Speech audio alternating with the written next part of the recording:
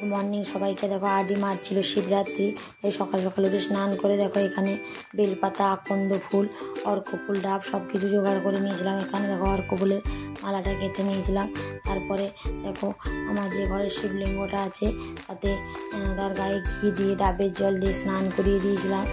আকন্দ ফুল, অর্ক ফুলের মালা, অর্ক ফুল, বেলপাতা, চন্দন সব কিছু দিয়ে সুন্দর করে পুজো করে দিয়েছিলাম। এখানে ঘরে যে অন্য ঠাকুরগুলো আছে সেগুলোকেও পুজো করে দিয়েছিলাম। তারপর দেখো এখানে সেই ঠাকুরটাকে সুন্দর করে সাজিয়ে দিয়েছিলাম ফুল দিয়ে, কারণ সকালেই আমি পুজোটা ঘরে করে নিয়েছিলাম। কারণ সন্ধ্যাবেলা যাও মন্দিরে, এখানে একটা ফলও দিয়ে দিয়েছিলাম শিব ঠাকুরকে। তারপর দেখো এখানে পুজো করার পরে আমি আর আরতি করে নিয়েছিলাম আলতা, এখানে আরতিও সুন্দর করে আলতা পরিয়ে দিয়েছিলাম। তারপরে সন্ধ্যাবেলা আমরা সবাই রেডি হয়ে পড়েছিলাম মন্দিরে যাওয়ার জন্য। এখানে আমি রেডি হয়ে আরুষিকে রেডি করে দিয়েছিলাম। তারপরে আরুষির বাবা আমি সবাই মিলে চলে গেছিলাম মন্দিরে। আমরা চলে গেছিলাম হায়দ্রাবাদ কালীবাড়ি। আমরা হায়দ্রাবাদ কালীবাড়ি পৌঁছাতে মোটামুটি 7:30 মতো বেজে গেছিলো।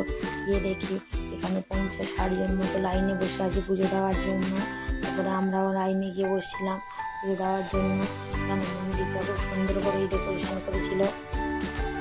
তারপরে এখানে যেহেতু সন্ধ্যাবেলা শিবরাত্রি ঢুকেছে, তাই এখানে 7টা থেকে পুজো স্টার্ট হয়েছে। তাই এত লাইন এখানে মন্দিরে প্রথম থেকেই 4 জন করে ঢুকছিল এবং পুজো তার জন্য পুজো শেষ হতে হতে মোটামুটি 15 থেকে 20 মিনিট সময় লেগে যাচ্ছিল। তারপরে যেহেতু অনেকটাই লাইন ছিল, তাই আরুষি আমি চলে এসেছিলাম এখানে কালী মন্দিরে তার ধারে একটু ঘোরার জন্য। এখানে দেখো আরুষি আর আমি কালী মন্দির তার ধারে একটু ঘুরে নিচ্ছিলাম। তারপরে আবার চলে গেছিলাম লাইনে বসার জন্য। এখানে দেখো আরুষি বসে মোবাইল দেখছিল, মাঝখানে আরুষি খিদে পেয়ে গেছিলো। গিয়ে দেখো একটু লেজ খেয়েছিল এবং আমরা জল বোতল আমরা ছোলা প্যাকেট নিয়ে এসেছিলো।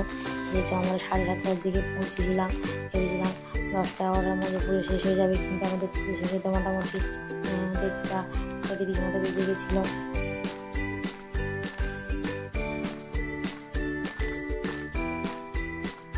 এখানে প্রথম দিকে 6 জন করে 4 জন করে ঢুকালেও রাত 12টার পরে 6 জন করে ঢুকাচ্ছিল এবং তাড়াতাড়ি পুজো শেষ করছিল।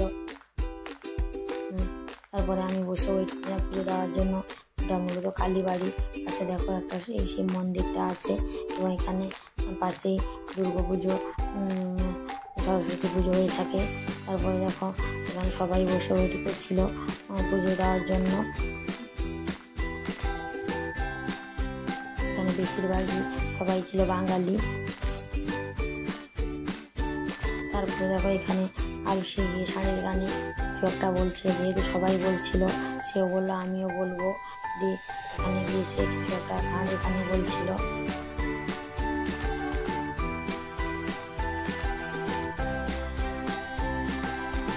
তারপর দেখো একটা চেয়ারগুলো রাখা আছে, এই চেয়ারে বসে সবাই লাইন দিয়ে। তারপর দেখো এখানে আরুষি প্রচুর বোর হয়ে যাচ্ছিলো, তার খিদেও পেয়ে গেছিলো।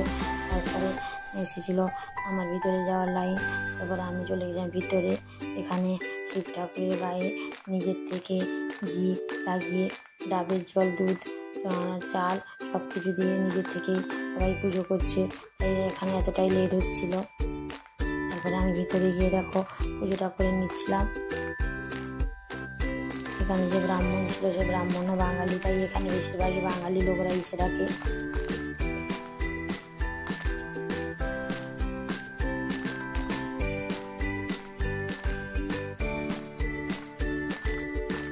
তারপরে দেখো আমার পুজো দেওয়া শেষ হয়ে গেছিলো।